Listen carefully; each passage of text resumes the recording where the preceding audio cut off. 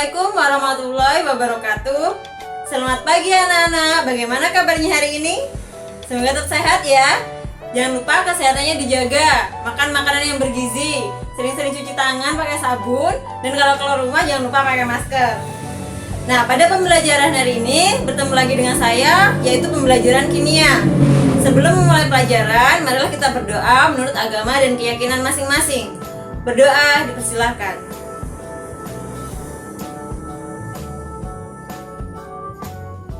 Bisa diakhiri. Nah, sebelum memulai pelajaran, kalian kan sudah ibu kirimkan link daftar hadir ya, yang ibu kirim lewat grup WA. Nah, itu sekarang diisi dulu. Sudah diisi? Oke. Hari ini kita akan belajar tentang materi laju reaksi. Sebelumnya kalian masih ingat apa enggak apa yang dimaksud dengan reaksi kimia? Ingat enggak? Nah, untuk mengingatkan kalian kembali tentang reaksi kimia, sekarang coba perhatikan 3 gambar yang ibu sajikan. Sekarang gambar yang pertama. Ini adalah gambar kembang api. Kemudian gambar yang kedua, gambar besi berkarat. Dan yang ketiga, ini adalah gambar sampah plastik yang ada di tumpukan tempat sampah. Nah, dari ketiga gambar yang ibu sajikan tadi, ini kan semuanya merupakan contoh reaksi kimia. Reaksi kimia yaitu reaksi yang dapat menghasilkan zat baru. Sekarang pertanyaannya ibu adalah, dari ketiga gambar tadi, manakah prosesnya yang berlangsung paling cepat dan manakah yang berlangsung paling lambat? Ayo yang mana? Nah, tepat sekali, pintar ya. Berarti proses yang paling cepat itu adalah proses kembang api. Dan yang paling lambat itu adalah proses penguraian sampah plastik. Nah, di sini kan kecepatannya beda-beda. Kembang api berlangsung lebih cepat, sementara sampah plastik penguraiannya berlangsung paling lambat. Ini yang akan kita pelajari hari ini, yaitu proses cepat atau lambatnya berlangsungnya reaksi kimia. Nah, manfaat yang akan kalian peroleh itu setelah kalian tahu tentang laju reaksi dan faktor-faktor yang mempengaruhi laju reaksi, itu proses kimia itu dapat kita kontrol. Contohnya misalkan proses pembuatan asam sulfat di bidang industri ya. Jadi, asam sulfat itu gimana caranya agar dapat menghasilkan asam sulfat yang banyak dalam waktu yang singkat tapi biayanya sedikit. Nah, itu bisa dipelajari di laju reaksi ini. Nah, tujuan pembelajaran kita hari ini adalah yang pertama, kalian dapat membedakan mana reaksi kimia yang berlangsung cepat dan mana reaksi kimia yang berlangsung lambat. Kemudian yang kedua, kalian dapat menuliskan pengertian laju reaksi. Yang ketiga, kalian dapat menuliskan laju reaksi berdasarkan interpretasi data percobaan.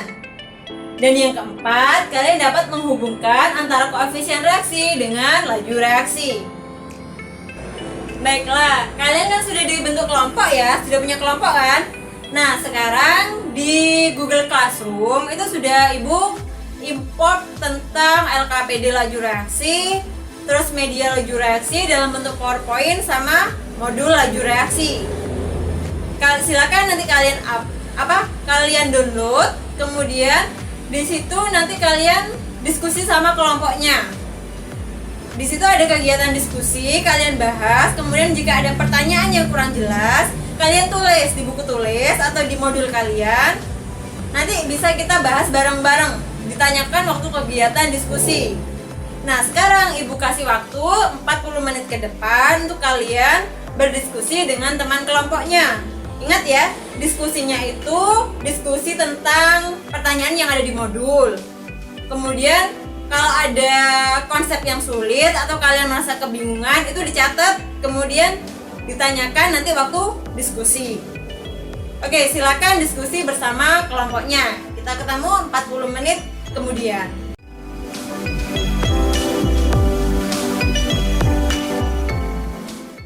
Nah, sekarang kalian kan sudah diskusi sama kelompoknya ya. Ada dong hasil diskusinya. Masa ada diskusi nggak ada hasilnya?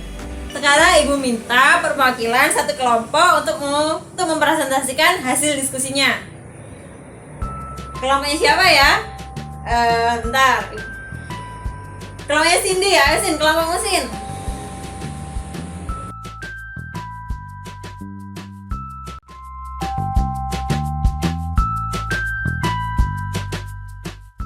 Ya, terima kasih kelompoknya Cindy. Bagus sekali ya presentasinya. Kemudian, apa ada yang mau ditanyakan atau ditanggapi sama kelompok lain? Atau ada yang mau menambahkan? Oke, gini. Tadi kelompoknya Cindy itu sudah baik ya penjelasannya, sudah runtut sekali. Yaitu mulai dari pengertian laju reaksi. Jadi laju reaksi itu apa? Itu adalah proses perubahan konsentrasi reaksi atau produk per satuan waktu, di mana konsentrasi ini itu dinyatakan dengan satuan molaritas atau mol per liter larutan. Nah, yang kedua, hubungan koefisien reaksi dengan laju reaksi itu adalah bahwa perbandingan koefisien itu juga sama dengan perbandingan laju reaksi. Nah, jangan lupa sekarang hasil diskusi kalian tadi itu diupload di masing-masing akun Google Classroom-nya. Jadi nanti Ibu kasih penilaian portofolio dari sana. Kemudian untuk menguji pemahaman kalian tentang laju reaksi, silakan kalian hubungi link yang sudah Ibu kirim di Google Classroom mengenai kuis tentang laju reaksi melalui aplikasi Quizizz. Coba dilihat, sudah ada kan ya linknya. Nah, itu kalian kerjakan dulu. Ibu kasih waktu 10 menit ya. 10 menit kayaknya cukup deh. Ya, 10 menit aja. Oke. Gimana kuisnya? Seru nggak? Nah, selamat bagi yang sudah mendapatkan skor yang tinggi.